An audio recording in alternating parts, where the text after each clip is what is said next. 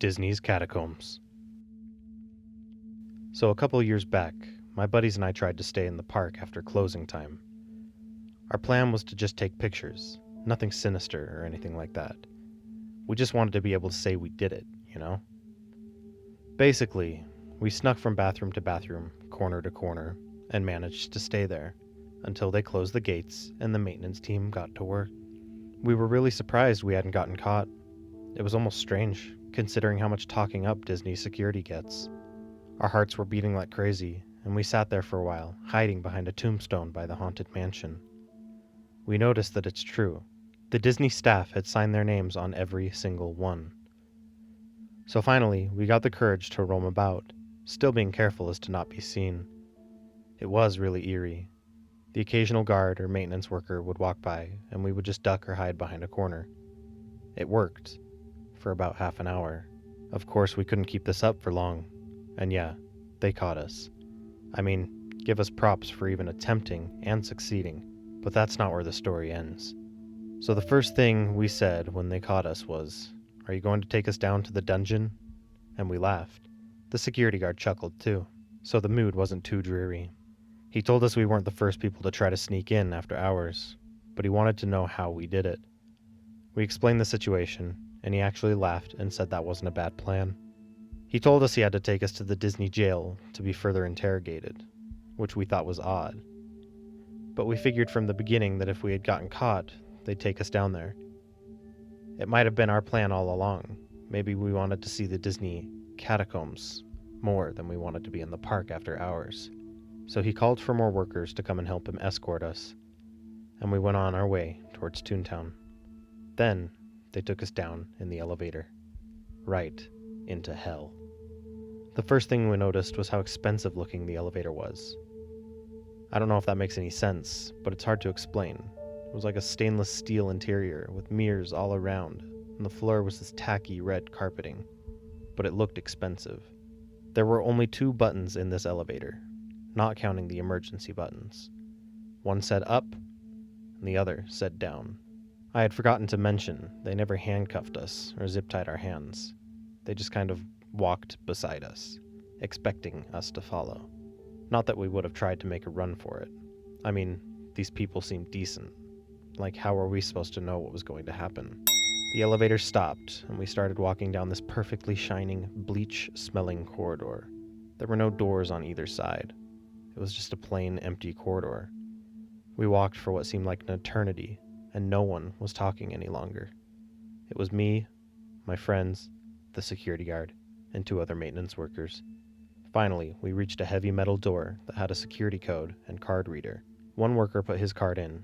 The other typed a code on the keypad. I watched the code he typed in, 121566. I only remember it because I found out later what its significance was, and it makes me laugh looking back. Strange. It's strange that I could laugh, looking back. They led me and my friends into another corridor. This one had doors down the hallways. Each door had a little plexiglass square, a 10 by 10 inch window at the top right corner. Looks sort of like a psych ward, to be honest, not so much a jail. He led us to room 1901, and inside was a single desk, with, surprisingly, 3 chairs for me and each of my friends.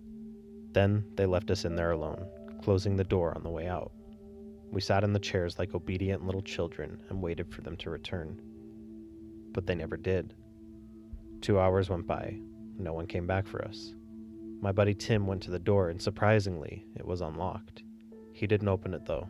He was worried there'd be a guard on the outside and that they'd think we're trying to escape. And we weren't looking for any more trouble. So about 25 minutes went by when we got restless and finally decided to leave the room. The hallway was empty, like before. No signs of people. Nothing. We started calling out. "Hello? Is anybody there?" No one answered our calls. We noticed surveillance cameras were placed above every door, and we got to wondering if there was any living soul in this place at all. We should have left right then and there, but then again, whoever does the right thing in these kinds of situations.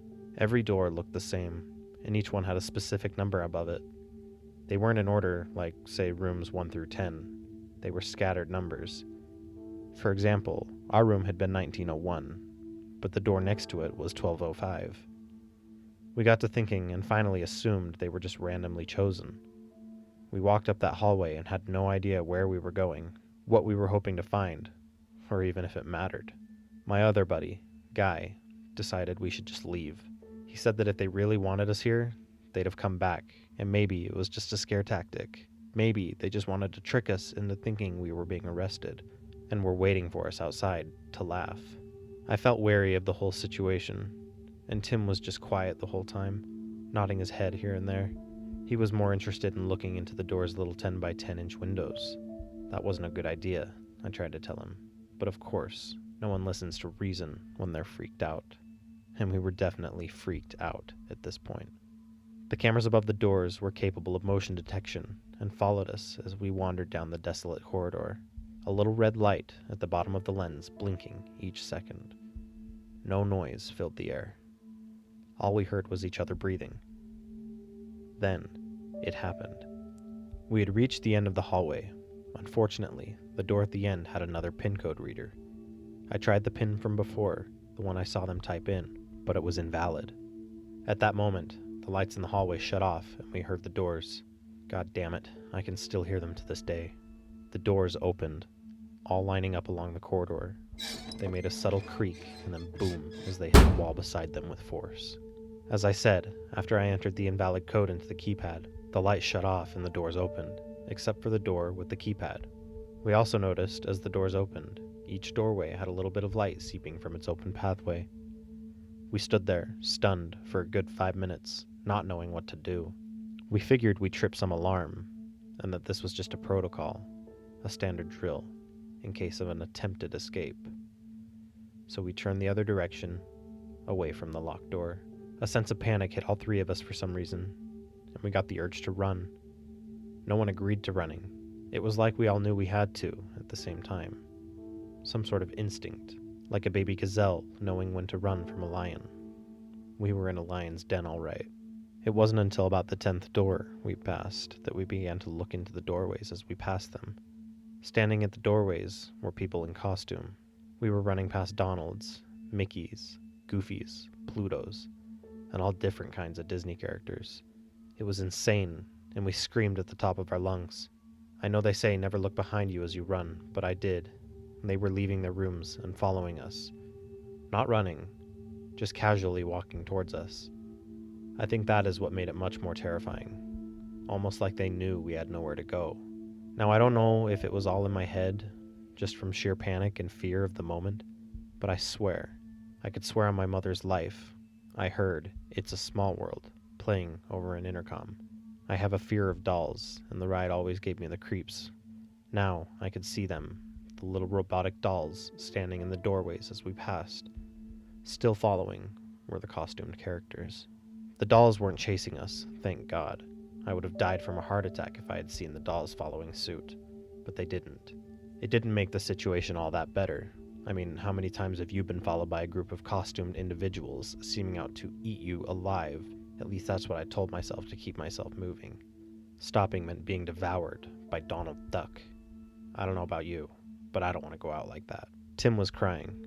Guy was sweating and breathing heavily, and I just kept turning my head to see if we were being followed. And of course, we were. I'm not sure how many doors we had passed at this point, or if there really were different characters at each door, but I knew this hallway had to end at some point, and we were getting out of this place pronto. Easier said than done. I looked back after another minute or two of running, and noticed there was nothing behind us anymore that we could see. I heard footsteps, but figured we had gotten so far ahead, and they were just still walking casually like before. The hallway was still going on for what seemed like forever, and Guy needed to stop, or he was going to faint from exhaustion. The door beside us was open, with the light on, but nothing inside. I decided we would hide in there till we caught our breath and could continue onward. As we closed the door behind us, I noticed that the room was 1966. Again, that meant nothing to me. Tim was pacing the room. Guy was laying on the floor, still breathing pretty hard, and I was at the window, looking out. I saw nothing. No more music, no nothing. It was dark out, and hard to tell for sure, but I figured I would have seen figures, shadows, or something. Still, I kept watch. After 15 minutes or so, Guy said he was good to go. Tim was the only one smart enough to pull out his new Razor cell phone. No signal, of course. He opened the door subtly, quietly, but heard no footsteps. Nothing was following us anymore, but we weren't taking chances. We got back to running. It only took us another 7 minutes to reach the door, give or take. It had no keypad, and it was open. We entered the corridor from above, and thank God there were no doors. We ran for the elevator and got in, pushed the up button, and stood there, looking at each other, dumbfounded as to what had just happened. None of us spoke. We just waited till the elevator opened, back into Toontown, and started making our way for the front gate. We kept a low profile, using the same duck and hide technique that had gotten us this far from the get-go. Maintenance workers and security guards were still about, but we couldn't take any more chances. Finally, Tim lost it and took off in a sprint. I couldn't imagine what had set him off until I looked and saw that everyone in the park just stood there, staring at us with blank faces. We heard a voice over the intercom explaining that 3 fugitives had escaped from captivity and needed to be escorted back into the jails below. We booked it, catching up to Tim. Costumed characters appeared from the shadows, workers and guards chasing after us. Everyone was sprinting for us. I couldn't see well, but I imagined drool dripping from their jowls. They wanted us back down there. We had escaped, and they were pissed. The gate was just up ahead. The creepiest thing about it all was that besides the voice over the intercom, the park was dead silent. No chat from the workers could be heard. Even now, as we were running for what we assumed was our lives, from the characters, the workers, the guards, no one bothered to shout after us. No one yelled. No one said stop. Nothing. Just footsteps and the occasional cough from Guy. As we made it past the park's front gate, we didn't stop until we got to the parking lot. Our car was gone, and we were left scratching our heads. We continued running down the road, which went on for miles, stopping occasionally for us to catch our breath. We made it to a little corner store, where Tim used his cell phone to call a taxi. When it finally arrived, we took the cab back to the hotel we were staying at, paid the fare, and went up to our rooms. In the end, the next day, we got a call from the hotel's front desk, so we headed downstairs. There were officers waiting for us. They said our car had been impounded and we needed to pay the fine. They didn't ask us any other questions, and we didn't bother telling the police anything that happened. Even now, on this random board, people who don't have a reason to disbelieve me don't believe me.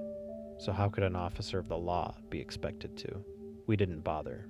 We simply paid the fine and drove home. We didn't talk about what happened the whole drive back. It wasn't until a couple weeks later that I got myself to search up the numbers. Curiosity, I guess. As you all know, Walt Disney was born December 5th, 1901. The room we were in was 1901, and the door next to it was 1205. Also, he died December 15th, 1966, which was the key code the worker had put in to lead us into the main corridor. What a strange coincidence, I decided. Whether any of that was real at all, I couldn't tell you. Maybe our imaginations ran wild.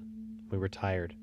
It was around 1 a.m. when we made our escape, so it's plausible that's the answer. I'll never forget it, though, and I haven't been back since.